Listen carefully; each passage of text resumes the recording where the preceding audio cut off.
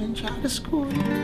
Oh no, we got a mind of our own. So go to hell if what you're thinking is not right. I started playing guitar in about 2001. And what happened was I took a trip to Cuba, and it was part of this group, like a collaboration between American artists and Cuban artists. 1, 2, 3,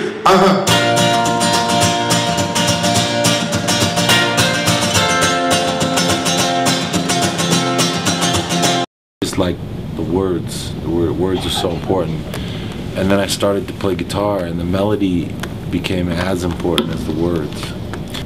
An idea I had this idea, the sound of sunshine. It was like a really clear idea to me, but sometimes they're not so obvious, and you sort of figure it out along the way. The sound of sunshine coming down. If you watch the news, you think like the world is ending, you know. So I taped some of all the channels, and then I cut it up into this like 1 minute sound collage of all these things that were happening in the world today.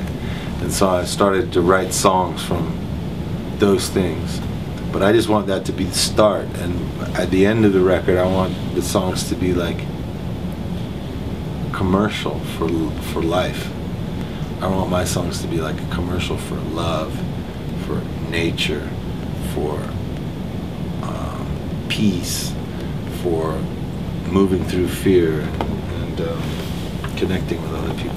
Well, I started going and playing music in countries where kids couldn't afford to wear shoes, and so I would stop and I would talk to kids and play on the street and stuff, and take off my shoes just kind of like to be in solidarity, you know.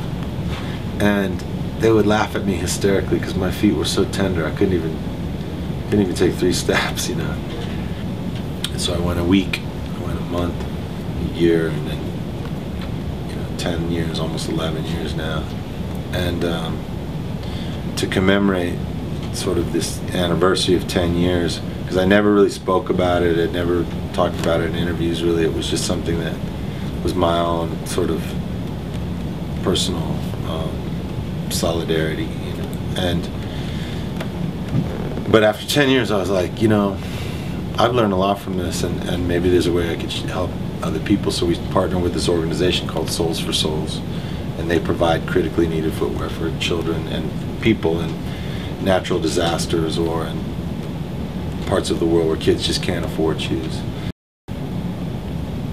But the other thing is that I've learned is that if you provide more in value than what you take in, then you will always be in demand. So I'm going to remember everybody's name who comes in. So next time they come in and say, hey, Sean, how's your son Jeremy doing? How's his baseball team doing, you know? And you make the chairs as comfortable as they can be. You make the food with the best quality so that what you're providing is more in value than what you're taking in.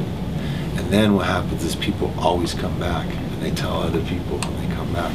And that's the key to longevity in any business, but especially in the music business, you know. Hey, this is Michael Franti, and I'm here to invite you, to remind you and urge you to protect your work at the right copy. Peace.